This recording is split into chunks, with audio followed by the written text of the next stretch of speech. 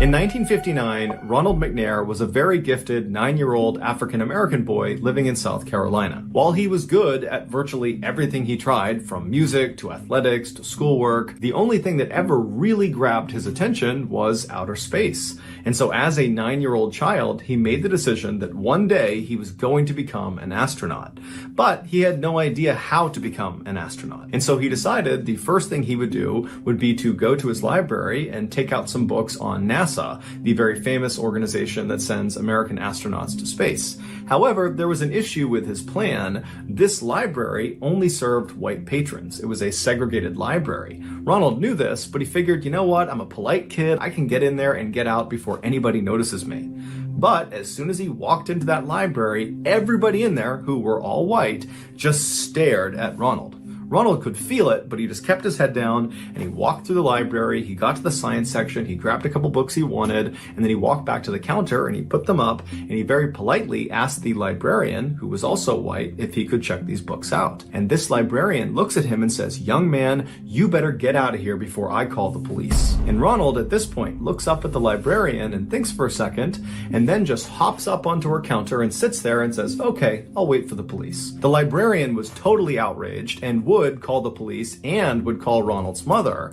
And before long, the police did show up, and it was two white guys. They come inside, and this librarian runs over to them, and she's talking to them, and she's pointing back over at Ronald, gesticulating that very clearly Ronald is the issue. That's why you've been called here. And the officers would be just totally annoyed by this librarian, and they would say to her, "Why don't you just let the kid take the books out?" And the librarian was totally offended at this and began defending her decision to call the police instead of letting him take the books out. And as she's defending herself, Ronald's mother comes running into the library. She runs over to her son to make sure he's okay, and then she looks up at the police officers and this librarian to try to figure out what's going on. And at this point, the police officers are just totally over it, and they turn to the librarian and they say, "You know what, you really ought to let him take the books out." And then the officers just turned around and left. The librarian was not about to just let him take the books. She was still very upset, and so she storms over to Ronald's mother and she says to her, "You shouldn't let your son come in here." And at this, Ronald's mother is looking at this librarian who's totally upset,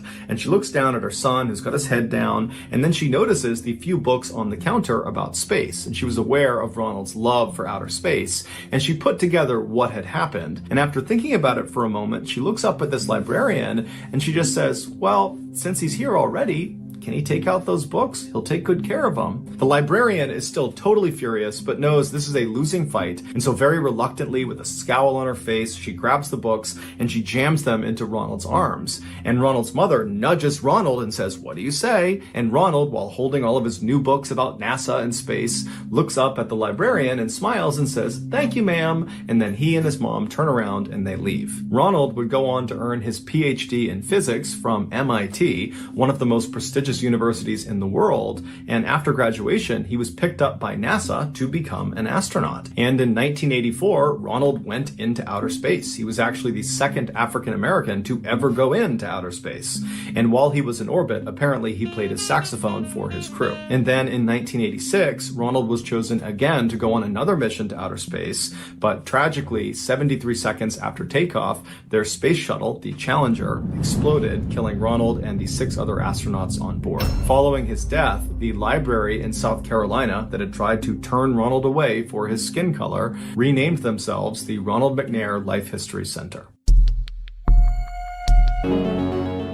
On February 12, 1999, 42 Carol Sund, along with her 15-year-old daughter Julie and Julie's longtime friend Silvina Peloso, who was 16 years old, boarded a plane in Eureka, California. After a quick 1-hour-long flight, they landed in San Francisco and then got their bags from baggage claim and then walked over to the airport's car rental center. After Carol signed some rental agreement paperwork with the person at the front desk, they were given car keys, and then the 3 women walked out of the airport into the parking lot where they saw their car. It was a 1999 red Pontiac Grand Prix sedan. After the women had put their luggage in the trunk, they all climbed inside, and then Carol began driving east towards the University of the Pacific in Stockton, California. Julie was competing in a cheerleading competition the following day at that university, and Julie was considering going to this school after she graduated high school, and so this cheerleading competition was a great excuse for her and her mom to check out the campus. And since Silvina was already visiting Julie at her home in Eureka, she just tagged along for the trip. After an hour and a half long drive, the trio arrived in Stockton, California, and they checked into a hotel. And then the next day, which was the 13th, Julie competed in this cheerleading competition.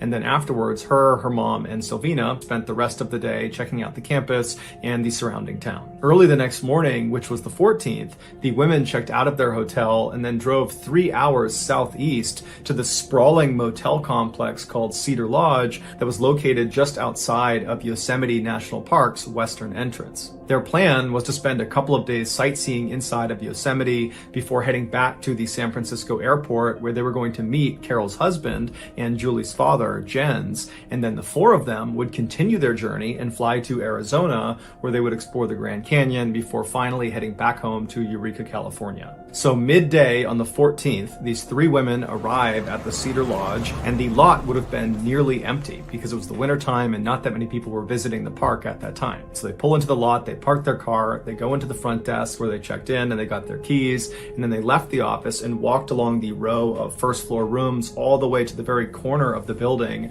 to room 509, which was their room. Carol used her key, she opened the door, they went inside and dropped their luggage, and then they decided that they were just too tired to actually go in the park and go sightseeing that day. So instead, they kind of had a low-key afternoon and evening, mostly in their hotel room. The next morning, which was the 15th, the women got up early, they hopped in their red rental car, and they drove to the western entrance of Yosemite. They went inside, they parked their car, and they have this wonderful day looking at these astonishing cliff sides and snow-covered mountains and these huge sequoia trees and these beautiful meadows that stretched out in front of them. And then towards the end of the day, Julie and Silvina actually went ice skating on a frozen pond. So it was just this totally magical day at the park. And then finally, as the sun was starting to go down, the trio finally left the park, got in their rental car, and drove back to the Cedar Lodge. There, they ate dinner at the lodge's 1950s style diner. They ate hamburgers, and then afterwards they swung by the front desk and rented some VHS movie tapes that they brought back to their room. Once they were inside room 509, the women changed into their pajamas and then sat on the bed and watched one of their movies, and then when it was over, they brushed their teeth and then they got in bed, turned out the light, and tried to go to sleep. But a few minutes after their lights were out, they heard a knock on their door. The following day, which was the 16th, Jens, Carol's husband and Julie's father, was anxiously waiting at the San Francisco airport for his wife and his daughter's friend. And he's looking at his watch and he knows they don't have that much time before their flight is going to take off. And he's just hoping they're going to come running around a corner and they're going to barely make this flight. But they don't. And finally, Jens, who does not have a cell phone, and neither does Carol, he decides there must have been some sort of miscommunication and that Carol and the girls must have flown on ahead. And so he decides at the last minute to just board the flight himself and fly to Arizona in hopes his family will be there. But when he touches down in Arizona, his family is not there. And so he rushed to the hotel hoping that maybe they were there. They weren't. He spoke to the hotel's front desk and said, hey, has my wife Carol contacted you? And they said, no, she hasn't contacted us and we have no record of her being here. And so Jens is obviously very upset. He's very worried, and he spends the rest of the day calling around to friends and family and acquaintances and anybody who might know where Carol and the girls are. But nobody has heard from them and nobody knows where they are. And so that night, as Jens is about to go to bed, he convinces himself that they are probably just fine. This is just some screw up. Carol is an unbelievably fierce woman. She's incredibly competent. She will take care of those girls, and I'm sure I will see them tomorrow morning. But when he woke up the next morning and Carol had not made any contact with the hotel or reached out to him in any way, and there was just no sign of her or the girls, Jens finally contacted police. That day, after the police spoke with Jens, the first call they made was to the Cedar Lodge, which is the last place they knew Carol, Julie, and Silvina had been. The manager of the lodge would tell police that he had not seen Carol or the girls on the day they were supposed to check out, which was the 16th. But Carol had checked out in advance, so the manager would not have seen her anyways. She would not have had to go by the front desk on the way out. So that was not an anomaly. The manager also told police that on the 16th, after the three women should have been out of their room, the cleaners went by room 509, and when they went inside, it was vacant and nothing seemed amiss. It was relatively clean, minus some wet towels that had been left on the floor of the bathroom. The keys to the room were left on the desk as they should be. It just looked like the women had left. And so the police reached out to the car rental company at the San Francisco airport to see if Carol had made it to the airport and dropped off her car. But when they spoke to the manager of this rental company, they would say, no, Carol has not dropped off her car, and she hasn't called about extending her lease, which is now overdue. Based on the information the police gathered from the lodge Lodge and from the rental car company, they began operating on the theory that the three women left their lodge motel room on the 16th and then either got into a car accident somewhere and had just not been found yet, or they had driven somewhere, gotten out of their car and gotten lost, perhaps inside of Yosemite National Park or some other trail somewhere, or they had fallen victim to some crime. But at this point, the police were not taking seriously the idea that foul play was involved. A massive search was launched in and around the Cedar Lodge complex, as well as around the western entrance of Yosemite, but absolutely nothing was found. A number of workers from Cedar Lodge were interviewed by police and subsequently cleared of any wrongdoing. Also, a number of friends and family of the three women were also interviewed by police and cleared as well. Then, a few days after this search has started, there was a break in the case. Carol's wallet, with her ID and credit cards inside of it, was found lying on the ground in Modesto, California, which was a suburb that was located about 2 hours west of Cedar Lodge. Some high school students saw it on the ground and gave it to a police officer. There was no reason for Carol and the girls to be in Modesto, California, and so this signaled to police that a third party had to have been involved in their disappearance. And so if that was the case, then almost certainly these three women had fallen victim to some sort of crime. Over the next several weeks, police continued to search the roads and trails in and around Cedar Lodge and the western entrance to Yosemite, and they looked all over Modesto. But besides this wallet being found, there were no further developments with the case. Then on March 18th, which is about a month after the three women originally went missing, a hiker was way off in the middle of this forest about 2 hours north of Cedar Lodge and about an hour and a half northeast of Modesto, California, when he turned onto this logging road that nobody really ever went down. And as he's walking down this road, he sees up ahead the skeleton of a car. It looks like a car had been set on fire. And so he calls it into police, not really knowing what he's looking at. The police come out and they're able to identify this car. This shell of a car is the red rental car that Carol and the girls had been using. When they searched the car, the inside, the main cabin of the car, there really was nothing left. There looked to be some remnants of some suitcases and maybe some clothing, but mostly it was just the frame of the car and some springs. But when they opened the trunk of the car, they made a grisly discovery. Inside were two very badly burned bodies with their hands still bound behind their backs. Using dental records, they were able to confirm the bodies belonged to Carol and Sylvina. But there was no sign of Carol's daughter, Julie, the 15-year-old. She was not in the car, around the car, or in the surrounding areas. And so there was this glimmer of hope that maybe if law enforcement acts fast enough, they can find Julie and save her before it's too late. But all hope was lost when just a couple of days into this search around the car, when they still hadn't found anything, the police received an anonymous handwritten letter. And on this letter was this crude map that showed this very specific spot overlooking a lake. It was Don Pedro Lake, which was located about an hour to the south of where the car was. And then on this note as well was a phrase. It just said, "We had fun with this one." Using this crude map, the police went to Don Pedro Lake. They went up to the overlook as marked on this map, and there they looked down and they saw the crumpled and badly decomposed remains of Julie. At this point, police already had several suspects they'd picked up in Modesto, California, that they believed were connected in some way to what happened to these three women. Of these suspects, two were of particular interest to the police. They were half-brothers Eugene Dykes and Michael Lorwick. They had been arrested shortly after Carol's wallet had been found for shooting at a Modesto police officer and for several drug charges and for violating their parole. Once these half-brothers were in custody, Eugene made several self-incriminating remarks, basically insinuating that he and Michael had been involved in what happened to these three women. And then after Carol, Sylvina, and Julie's bodies had been found, the synthetic fibers that were found all over Carol matched the synthetic fibers that were pulled off of Michael and Eugene on their clothing and from their vehicle when they were arrested. And so the police were very confident that they had their killers and they had them behind bars already. But they still needed to compile evidence before they could formally charge them and make their names public to the media. And so when the news broke about the women's bodies being found and the public began panicking about a killer or killers on the loose, the police came out and said, "Everybody calm down. We have the people responsible. We just can't tell you who they are yet. You need to be patient. We're building the case, but everybody's safe. There's nothing to worry about." But 4 months went by and the police still had not come out and publicly charged anyone with these murders. But they continued continued to assure the public that they had their killers behind bars, and so nobody has anything to worry about. On the afternoon of July 22nd, roughly 4 months after the discovery of the 3 bodies, Dr. Desmond Kidd, who was the medical director for Yosemite, had just finished a long 24-hour shift in the clinic, and he had just gotten back to his cabin, which was inside of Yosemite, when his pager went off. And so he went to a phone, he dialed the number that was on his pager, and the park dispatcher picked up and said, "Hey, Dr. Kidd, can you be a part of a search for a missing person?"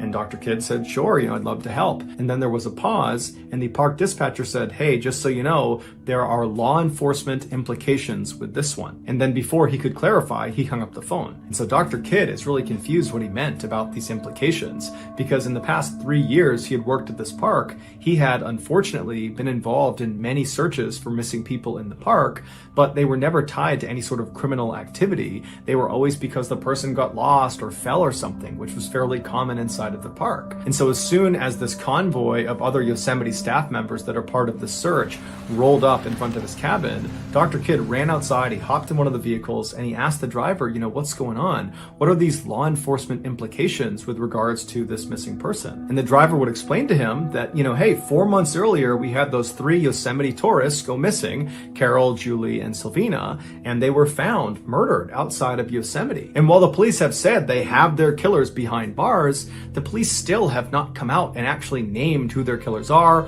or charged anyone in their murders. And so that's made many of us think that maybe they don't have the killer or killers behind bars. Maybe there's a killer or killers still on the loose. And unfortunately, tonight, we have another person who's gone missing inside of the park. And she's gone missing under very mysterious circumstances, which has led many of us to think that it's possible, if there really is a killer out there, they've struck again tonight. Dr. Kidd was totally shocked at this news, but he was even more shocked when he discovered who it was that was missing. It was somebody he knew. Her name was Joey Armstrong, and she was a 26-year-old naturalist employed by Yosemite.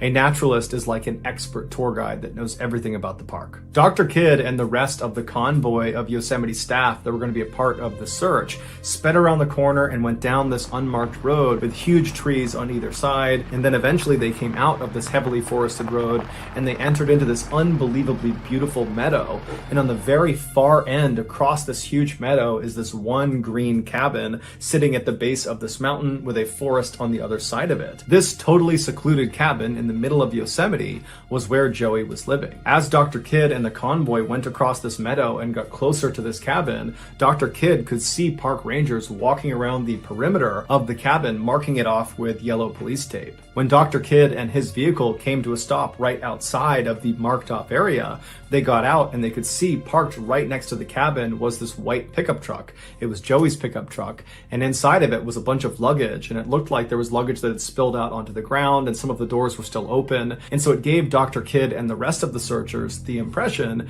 that Joey must have either been loading things into her truck or unloading things out of her truck at the time she went missing. Dr. Kidd and the rest of the searchers kind of huddled up with the park rangers, and the rangers explained that Joey's friends that were living in San Francisco were expecting Joey to arrive at their house the day before, but when she didn't and they couldn't get in touch with her, they had called it in, and that's why they were there looking for her.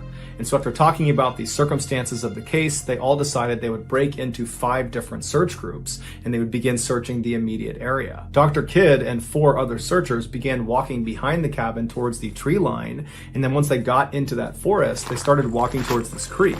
And as they walked up along this creek, they suddenly noticed a whole bunch of trampled ferns and saplings, and it looked like someone had come running through there, and perhaps the person who was running was Joey. And so they begin following these tracks that go right alongside this creek, and then at some point, one of the searchers yells out, "Hey, what's that up there?" And about 10 feet ahead of them, where the ground kind of sloped down into a ditch out of view, right before the ditch, hanging on a little tree on the ground, was a set of car keys glinting in the sunlight.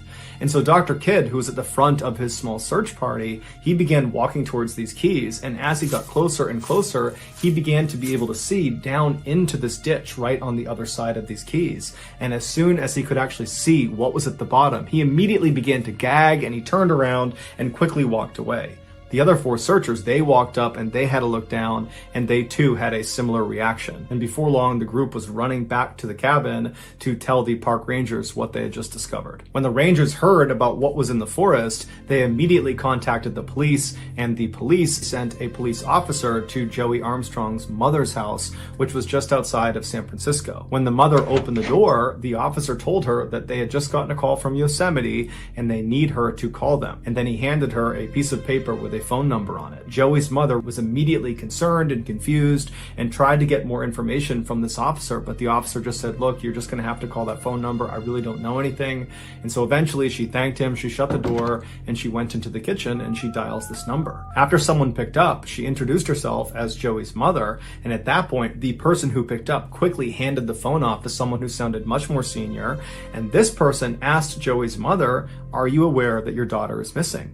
So Joey's mother says, no, I was not aware of that. And then this person very delicately says, ma'am, we believe we found your daughter's body near her cabin. Joey's mother's reaction was instant. She said, well, did you check her hair? She has red hair. Can you confirm it's really her because she's got bright red hair? Can you make sure it's really her? And the person on the other side of the line hesitated for a minute and then just said, ma'am, we're not sure if she has red hair or not. We'll get back to you. And so after this call finally ended, Joey's mother was confused. How could they not know what color her daughter's hair was? That seems like such an easy way to potentially identify whether or not this was really her daughter. Why would they make her wait for something like that? And so she was horribly distraught. She didn't know what else to do. She was told to just kind of wait for more news, but she couldn't do that. And so she began planning a trip out to Yosemite to actually get out there and see what was going on. But the earliest flight she could possibly get was not until very early the next morning. And so she has this very restless night's sleep where she's just praying that this person was not actually her daughter. And then the next morning she gets up, she rushes to the airport, and as she's waiting to board her plane, she grabs a newspaper from a nearby kiosk, and the headline reads, "Naturalist Beheaded at Yosemite." And that's when she understood why that person could not tell her whether or not this was her daughter based on hair color. It's because this body did not have a head. But from the time she got that phone call to this headline running in the paper, these searchers had found the head. It was located 27 feet away under some brush, and they were able to confirm that it was the body of Joey Armstrong. Joey's death was immediately treated like a homicide, and right away, the public began to openly suggest that maybe Joey's murder is connected to the murders of Carol, Julie, and Silvina from 4 months earlier, even though the police were still saying, we have our killers behind bars for those murders. Joey's murder is completely unconnected. Luckily, the public and the police did not have to argue for very long about who was right about this, because there was a break in Joey's case almost immediately. On the night that Joey went missing, another Yosemite staff member had happened to drive by her cabin, and they noticed a distinctive SUV parked outside of her cabin that they didn't recognize. It was a blue 1979 International Scout. And as it happened, there were only 2 of these particular types of vehicles registered in Yosemite Valley. And so within 24 hours, the police had tracked down one of these 2 vehicles. It was located about 12 miles away from the western entrance of Yosemite and was pulled off the side of this highway. The police pulled up alongside it and parked. They walked up. There was no one inside of this vehicle, but then down this embankment off the highway led down to this forest where there was a river kind of out of sight that people like to swim and fish in. And so these 2 officers decide to head down and see if maybe the driver is down there. So they make their way down, and sure enough, they come in contact with the driver. He was laying on this rock, completely nude, smoking marijuana. And so the 2 officers, they come up to him and announce themselves, and this very well-built, good-looking guy stands up and he calmly covers himself and he takes the marijuana out of his mouth and he says, "Hey, what can I do for you guys?" And so over the course of their conversation, the police would learn this guy's name was Kerry Stainer. He was 38 years old, and he was the handyman at Cedar Lodge Motel. He would tell police that he was not anywhere near Joey's cabin on the night she went missing, and the police ultimately bought it and said, okay, they confiscated his marijuana, and then they walked back up the hill, leaving him down there, and they took some pictures of his car and the tires on his car, and then they left. A couple of days later, some FBI investigators that had been called in for this case, they analyzed those pictures those officers had taken of the tires of Kerry's car, and they compared them to pictures of the tire tracks at Joey's cabin,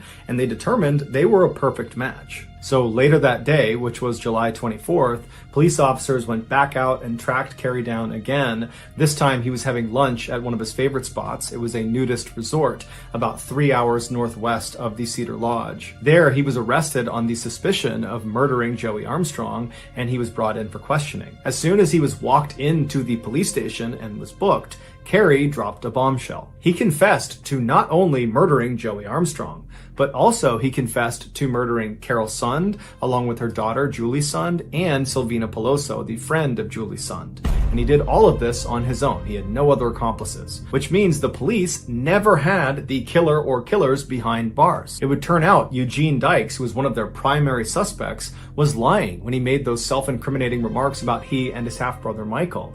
And as for those synthetic fibers that were found on Eugene and Michael, those fibers belonged to a very commonly sold blanket, and so they did not definitively tie Michael and Eugene to the crime. So for half a year in 1999, there really was a serial killer just roaming free in Yosemite National Park, just like many people who lived in that area and like some people in the media had speculated. Carey would go on to give a very detailed and graphic 6-hour-long confession of how he went about killing all 4 women. This is his awful story. On February 14th, 1999, so the day that Carol, Julie, and Silvina arrived at Cedar Lodge, Carey was on his way to his girlfriend's house. His girlfriend, like Carey, worked at the Cedar Lodge. She was a waitress at their 1950s-style diner. That night, as Carey walked up her front walkway towards her front door, he made up his mind that he was going to act on a fantasy he had had since he was 7 years old. And that fantasy was to kill a young woman. And so his plan that night was he would go inside and he would not only kill his girlfriend, but he would also kill her 2 daughters, who were 10 and 11 years old at the time. But when he went inside the house and was about to carry out this plan, he noticed out one of their windows there was a man in their backyard. And he asked his girlfriend, "Who's that guy out there?" And she would say, "Oh, I hired someone to take care of our property. So he's going to be cutting the grass and, doing some things with our garden. He's going to be here for a little bit, but he'll stay outside." And so this totally screwed up Carey's plan because he was not expecting there to be anybody there that night. And so for several hours, Carey anxiously sat there constantly looking out the window, waiting for this guy to leave so he could kill these 3 people. But the worker was just taking a lot of time, and it didn't seem like he was even close to being done. And so finally, Carey left without any explanation. Angry and frustrated, he began driving back to Cedar Lodge, where he had an apartment on the 2nd floor. And when he pulled into the parking lot, he noticed there was a car he had not seen earlier in the day. It was a 1999 red Pontiac Grand Prix. And suddenly, Carey had this urge to find out who owned that car. And maybe, if he was lucky, it was a woman who owned that car, and she was potentially alone. And if that was the case, he could fulfill his fantasy on this woman and not worry about the fact that he couldn't kill his girlfriend and her 2 kids. And so Carey parked his car a little bit a ways from this red car, and he walked over to the room that was right in front of this red car. And it was room 509, and he peeked behind one of the curtains into the room, which was all lit up, and he couldn't believe his luck. There were 3 women inside of this room. It was Carol, Julie, and Silvina. And so Carey stayed back and continued looking through the window just to make sure there wasn't a man inside of this room. And after a while of watching them go in and out of the bathroom and nobody coming into the room but these 3 women and no men coming into the room from the outside, he was certain they were alone. And so when Carey finally turned around and left to go back to his room, he made the decision that he was going to come back the next day and kill them. The next day, which was February 15th, Carey secretly followed the 3 women when they hopped in their rental and drove to Yosemite. He followed them to the parking lot, and then he waited in the parking lot until the women had finished going through the park and having this wonderful time. He trailed them from the parking lot back to the Cedar Lodge, and then he secretly followed them when they went to that diner and they had hamburgers for dinner. And he continued to follow them from a distance and watch them rent movies from the front desk. And he followed them all the way back to their room. And once he knew they were inside their room and he watched them long enough to confirm they were not going to leave again, he went back to his room and he got his toolbox. In his toolbox was rope, duct tape, a knife, and a gun. And then around 11 p.m., he left his apartment and went downstairs and walked all the way back over to that corner room, room 509, where the women were. And he looked in the window and it was totally dark inside, so he assumed they must be sleeping, and he knocked on the door. A few minutes later, Carol came to the door and very cautiously opened it up just a crack, leaving that chain link lock still attached.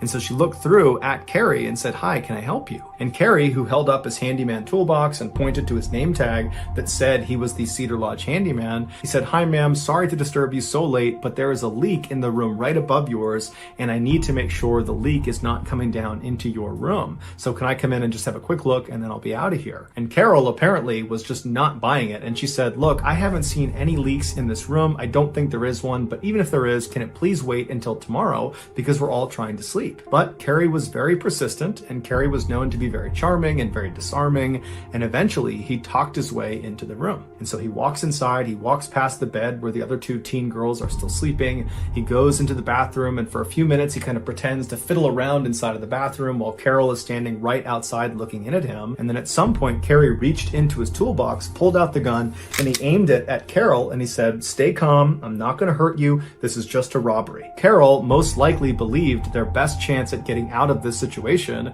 was just to comply and do what he says. He'll rob us and then he'll leave and we'll be okay. And so Carol very dutifully went back into the room, and she quietly woke up her daughter and her daughter's friend, and before long Carrie had tied up all three of them. He put the two teenagers in the bathroom and shut the door, and then he put Carol on the bed. And then he proceeded to assault Carol before strangling her to death with more rope. And then after she was dead, he carried her body outside of the motel room and put her in the trunk of her own rental car. And then after he shut the trunk, he went back inside the motel room, he went to the bathroom, he opened it up, he grabbed Sylvina, who was crying, and pulled her out, and he left Julie alone, cowering inside the bathroom by herself. He shut the door behind her, and then he brought Sylvina over to the bed, where he assaulted her before strangling her as well to death with some additional rope. And then after Sylvina was dead, he carried her body outside of the motel and put her in the trunk of the rental car along with Carol's body. And then after that, he went back inside the motel room, and then once again he opened up the bathroom door, he grabbed Julie, pulled her out, and proceeded to assault her as well. But then afterwards, he did not strangle her to death. Instead, he walked her back into the bathroom and shut and locked the door. And while she was in there wondering what's going to happen to her, what happened to her mom, what happened to her friend, he proceeded to clean up the room and tidy it up, and he moved all of their luggage out of their room and put it into the rental car. And then after he was satisfied, he went back inside the motel room, he opened up the bathroom door, he pulled Julie out and had her stand right outside the bathroom. And then Carrie proceeded to clean up the bathroom, but left a couple of wet towels on the ground to give the impression that the women had left in a bit of a hurry. And so after that, he grabbed Julie and he walked her out to the car and he sat her down in the front seat. She only had a blanket on at this point. Everything else had been taken off of her. And then Carrie hopped in the front seat and he began driving off. Julie must have been beyond terrified. She has no idea where her mom is. She has no idea where her friend is. She has no idea they're actually dead, locked in the trunk right behind her. And the man that had just assaulted her for hours is now driving her into the darkness. She has no idea where she's going, and all she's got is this blanket around her. It's just beyond brutal what's happening to this poor girl. And so for 2 hours, Carrie drove them west along the highway in the middle of the night, and the whole time he's trying to make small talk with this poor girl, trying to tell her that she's going to be okay and that her mom and her friend, they're going to be okay. And then finally he pulls off the highway down some switchbacks into this big parking lot of the Don Pedro Lake. And then once he parks the car, there's no other cars around. It's still dark out. The sun hasn't come up. He gets out and he tells Julie to get out of the car. But Julie is so scared she can't move, so she can't even get out of the car. And so Carrie gets out. He walks around to her side. He opens the door and he scoops her up like you might hold a baby. And he walked with her up the trail all the way to this overlook that was well away from any prying eyes in the parking lot. And once he was out of sight, he took her blanket off and he laid it down, and then he proceeded to assault her again. And then as the sun began to come up over the lake, Carrie realized that he had to end his fantasy and begin to cover his tracks. And so Carrie stops what he's doing. He stands up, he reaches down and pulls Julie up to her feet. And so she's standing with her back to the lake. And as he's looking at her, he says, "I love you." And then he pulls out his knife and begins hacking her throat. And then he pushes her down the hillside where she tumbles and finally comes to a stop underneath some bushes where she dies. Carrie grabbed the blanket on the ground and he walked back to the rental car in the lot. There was nobody out there, so he hopped inside. He drove out of the lot and drove 1 hour north until he was well into this forest, and he pulled down a logging road where he abandoned this car. After he ditched it, he walked back up to the highway and caught a cab back to Cedar Lodge. He would come back to the car and torch it 2 days later. He would also make a special trip to Modesto, California, where he would drop Carol's wallet in the middle of the road near a high school in order to confuse investigators. A month later, when Carol and Sylvina's body were found in the back of the burned out car, Carrie would send that handwritten note to police that had the map of where Julie's body was and that horrible message of "we had fun with this one," referencing Julie. He sent that to police in order to further confuse them. He wanted them to believe that there really was more than one person perpetrating these murders, hence the "we had fun with this one." Months would go by, and the police, despite questioning Carrie along with the other Cedar Lodge staff members, never considered him a suspect. And that was because, one, they really thought he was just a nice, normal guy and couldn't be capable of committing violence against these three women. And two, probably most importantly, the police discovered when Carrie was a child, his younger brother was kidnapped by a pedophile and held for 7 years. And although his brother was ultimately returned to the family alive, that experience was incredibly traumatic and devastating to Carrie. And so the police figured there's no way this guy would ever abduct or harm other people because he knows how traumatic and awful that is for the victim and the victim's family. If anything, Carrie seemed like the type of guy who would go out of his way to protect and save these three women from being abducted or from being harmed. In July of that year, so 4 months after the three women's bodies were discovered, Carrie, who believed he had completely gotten away with murder, and to that point he really had, he was just driving around Yosemite kind of reveling in the fact that he had gotten to live out this fantasy and not get punished for it, when he noticed there was this woman way off in the distance walking in and out of this cabin that was fairly isolated. And so he drove his 1979 International Scout blue SUV down this forested road, and he reaches this meadow, and he looks across this meadow, and now that this woman is even closer, he can tell she's clearly loading things into her truck, and she's going back and forth, and he's watching, wondering if there's anybody else helping her, because this cabin is very secluded, and he's thinking, if she's alone, I might be able to kill her too. And so after a while, when he only sees her loading things into her white pickup truck, he decides he's gonna go kill her. And so he drives across the meadow and he pulls up right next to her truck and he gets out and he introduces himself. And the woman is so completely caught off guard by this random strange man showing up in the middle of the night, suddenly acting so friendly, that kind of reflexively, in an effort not to be rude, she says, "Hi, I'm Joey Armstrong. Nice to meet you. What are you doing down here?" And Carrie would proceed to spark up some small talk. He asked her if she believed in Bigfoot, and they kind of got on this tangent about Bigfoot. And then at some point, Carrie drew a pistol and he aimed it at her and said, "Go inside your cabin." And so Joey put her hands up and she went inside the cabin like she was told, and Carrie followed her inside, and then he bound her wrists and he bound her mouth with duct tape, and then he ordered her to get back inside of his SUV.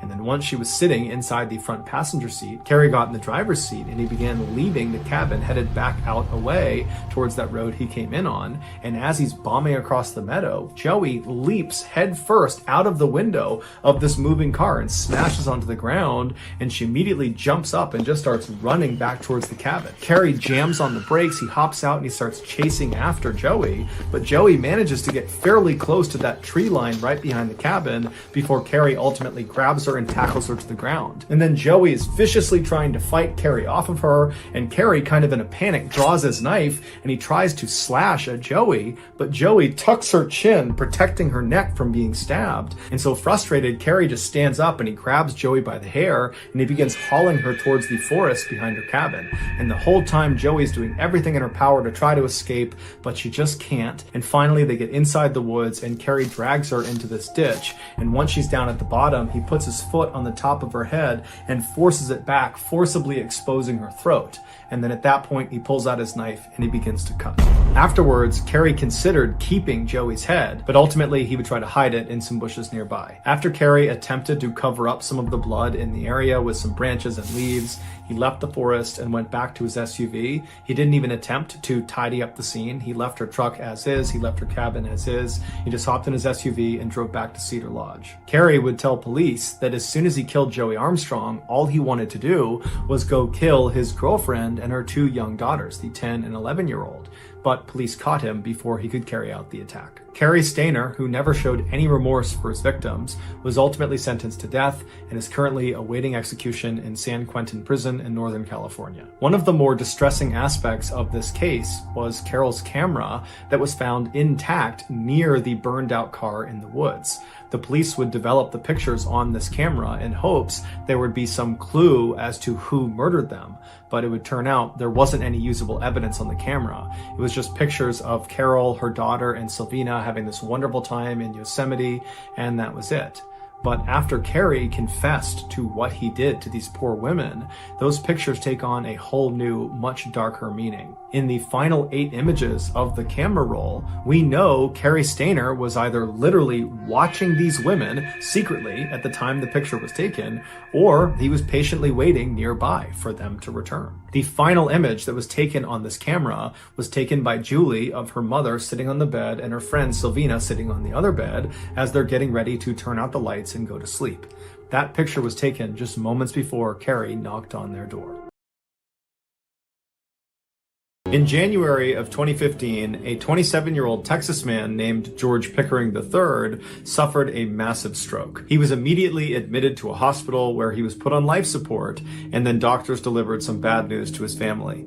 It would turn out George was brain dead, and they advised the family that realistically they should consider pulling George off of life support because it wasn't going to do him any good. George's family was totally devastated by this news. In fact, George's father was so upset he just left the hospital altogether. And so in his father's absence, George's mother and brother wound up talking to doctors and saying that yes, we are prepared to pull George off of life support. After they consented to have this done, they put George on an organ donor list and then began making funeral plans. When George's father came back to the hospital later that day and found out his family had consented to have George pulled from life support, he was furious. He did not believe his son was just totally brain dead and there was no hope. He felt like they should at least try to give him a little bit more time to potentially give them a signal that he was okay. But George's mother and brother told George's father that they had spoken to the doctors and there was just no hope. There was no reason to delay this process. It was time. But George's father was totally not having it. He stormed out of the room and he found the doctors and he demanded they keep his son on life support just a little bit longer. But the doctors told him there really is no reason to do that. And in fact, all you're doing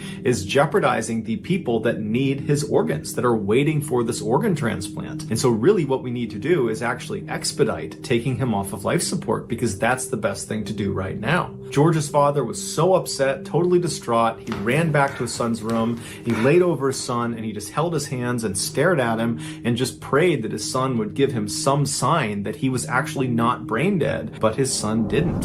And before long, the doctors began filtering into the room to begin the procedure of removing his son from life support. And when they came in the room, George's father kind of snapped. He ran out of the room, he ran out of the hospital, he went out to his car and he got his gun and then ran back into the hospital, back into his son's room and aimed the gun at the doctors and ordered them to stop what they were doing and leave the room immediately. And so the doctors had not actually begun removing George from life support, so he's still on life support. And so once the doctors and everyone left the room, George's father walked over, he locked the door, and then for the next several hours, he just kept his gun aimed at the door as he laid over his son and just kept looking down in hopes that his son would give him some sign that he was not brain dead. And so finally, when the SWAT team arrived and was stacking up outside the door in the hallway, they began yelling into the room for George's father to put the gun down and let them come in. And George's father the whole time is just looking down at his son, hoping and praying that his son is just going to do something. And right as the SWAT team kicks in the door and comes into the room, George's father had reached down and grabbed his son's hand,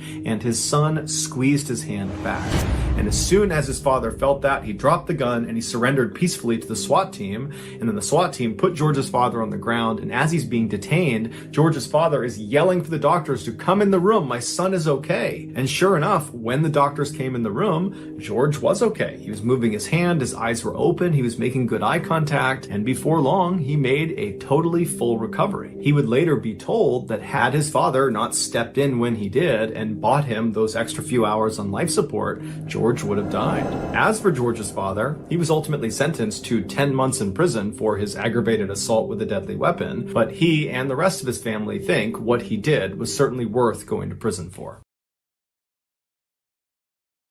The United States formally entered World War II in December of 1941 following the surprise attack on Pearl Harbor in Hawaii by the Japanese. Roughly 6 months later, a 21-year-old Alabama native named Henry Irwin joined the Army Reserve. After nearly 2 years of additional military training, Henry was made into a radio operator and was assigned to a B-29 bomber. A B-29 bomber is this huge aircraft whose sole purpose is to drop bombs. And so in February of 1945, Henry and his B-29 bomber unit were sent to the Pacific to do just that, drop bombs on the Japanese. 2 months after arriving, Henry's B-29 was tasked with being the lead bomber in a group attack on a Japanese chemical facility located about 125 miles north of Tokyo. Aside from just operating his radio inside of the B-29, occasionally Henry's job was to organize the other planes in the attack when their B-29 was the lead attacker. And so the way he would do this was by dropping a series of smoke bombs out of his plane,